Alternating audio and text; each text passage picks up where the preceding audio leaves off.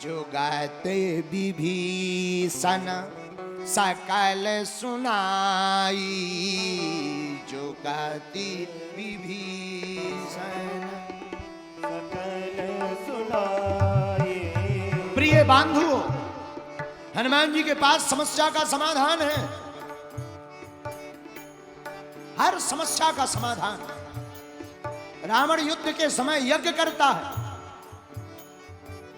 और यज्ञ में अपनी कुल की देवी की आराधना करता। रावण कुल की देवी की आराधना ब्राह्मणों को बैठा करके जब हवन करवाता, देवता डर गए कि अगर यज्ञ सफल हो गई तो रावण युद्ध जीत जाएगा,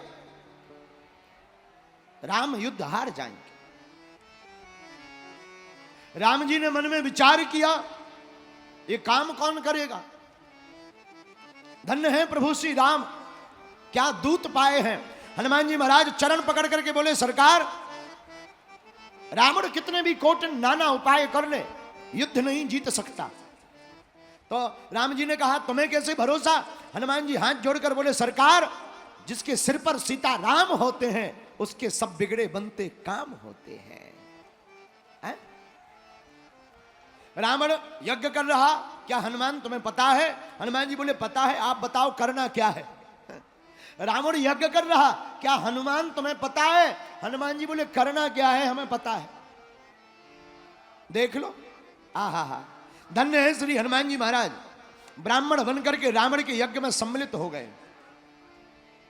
ऐसी सेवा की, ब्राह्मण प्रसन्न हो गए। अरे ब्राह्मण देवता आप तो बहुत अच्छे हैं, तो जो ब्राह्मण यज्ञ कर रहे थे वो इनसे प्रसन्न सेवा से मांगो, क्या चाहते हो।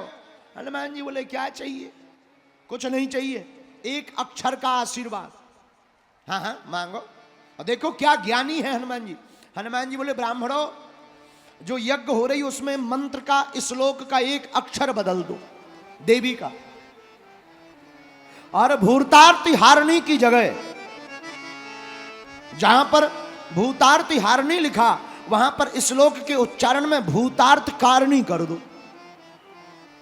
तो जो सबके दुख को हरने वाली है, सब दुख देने वाली हो जाए, और दुख देने वाली हो जाएगी। ऐसा अगर श्लोक बोलेगा तो देवी वैसे ही आशीर्वाद देगी और रावण मर जाएगा।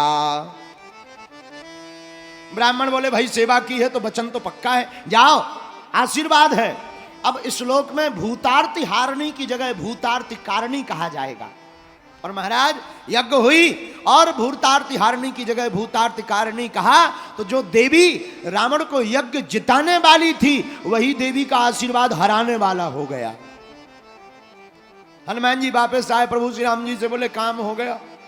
राम जी बोले, किया क्या, क्या यज्ञ विध्वंस किया। हनुमान जी बोले, ना यज्ञ तो और करवाया है, जो हवन कम डल रहा था ज्यादा डलवाया, और डालो, आहुतियां ज्यादा करो।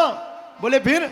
हनुमान जी ने पूरा उपाय बताया। हनुमान जी की बात सुनकर के राम जी बहुत प्रसन्न हो गए। और तब फिर राम जी ने क्या, रघुपति कीन्ही बहुत बड़ाई,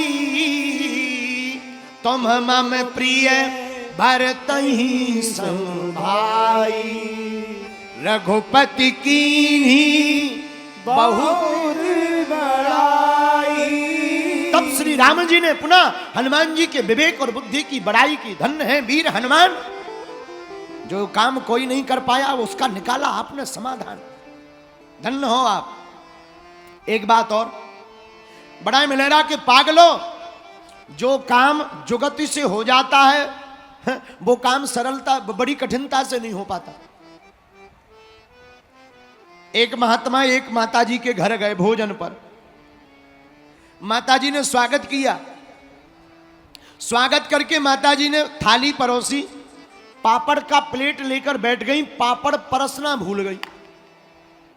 महात्मा बैठे बैठे भोजन कर रहे थे। भोजन में रखा था व्यंजन, पर महात्मा की नजर व्यंजन की जगह पापड़ पर। अच्छा, ऐसा होता है जिसे जो वस्तु मिल जाए, करोड़ों की चीज अगर प्राप्त हो जाए तो उसकी कीमत व्यक्ति 2 कौड़ी की समझता है, और 2 कौड़ी की वस्तु हो पर प्राप्त ना हो उसकी कीमत आदमी करोड़ों की समझता है। बोलो सीताराम, जोर से बोलो। महात्मा को 56 भोग मिल गए, लेकिन नजर पापड़ पर। अब पापड़ मांग सकते नहीं, वरना क्या कहेंगे, तो क्या करें। देखो जुगत ही उपाय किया। महात्मा बोले माता जी आपकी बड़ी कृपा है। क्यों महाराज? बोले आज तो आपके दर्शन हो गए, वरना आज तो काल के मुंह में चले गए। क्या हुआ महाराज? अरे माता जी हमारे तो तुम्हारे घर रास्ते में इतना बड़ा सांप। माता जी बोली कितना बड़ा? महात्मा बोले इतना बड़ा जितना यहां से पापड़ की प्लेट है। इतना बड़ा जितना पापड़ की प्लेट। अरे महाराज बातों ही बातों में पापड़ धरना तो भूल ही गए। लो महाराज पापड़ नहीं, हम तो माता जी बता रहे थे इतना बड़ा सा। अब बताओ लो, बात भी हो गई, पापड़ भी रखवा लिया, काम भी हो गया। इसी का नाम है जुगति। जो जुगति से काम लेता है वो कठिन काम को भी बड़ा सरल कर देता है। और हनुमान जी हर काम जुगति से करते, और जुगति से करते तो हुआ क्या? आहा रघुपति कीन्ही बहुत बड़ाई, रघुपति की